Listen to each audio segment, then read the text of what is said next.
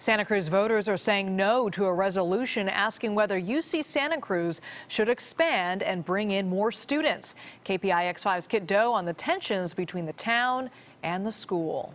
Of all the local races on the Santa Cruz city ballot this year, Measure U sticks out like a tall redwood tree.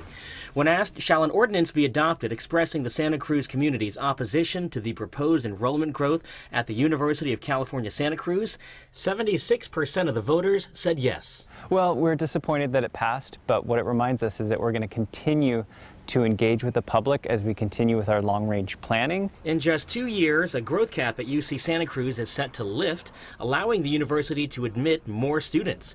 UC Santa Cruz currently has about 18,000 students, but Chancellor George Blumenthal caused an uproar when he announced plans to begin studying adding another 10,000 students. Campus spokesperson Scott Hernandez-Jason says that would be over a 20-year time frame, adding that nothing is set in stone. And the chancellor said, why don't we look at what a campus of 28,000 would look like? It's important to know that's not a growth target, it's not a mandate to grow, and even though it's called a long-range development plan, it's not a plan that you might otherwise think of being something we're trying to check off one by one. It's more of a blueprint for how we might grow if the growth is funded. But here's the rub. Measure U has no teeth when it comes to the university itself.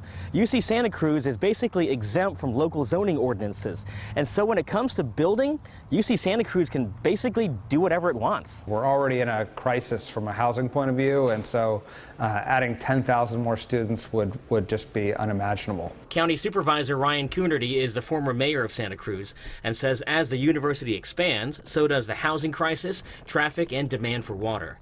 The university is planning to build 2,000 new housing units on the west side. Coonerty says that will certainly help ease the impacts on the city today, but says UC Santa Cruz will have to do a lot more. We still definitely want them to build more housing on campus and take the pressure off our local housing stock.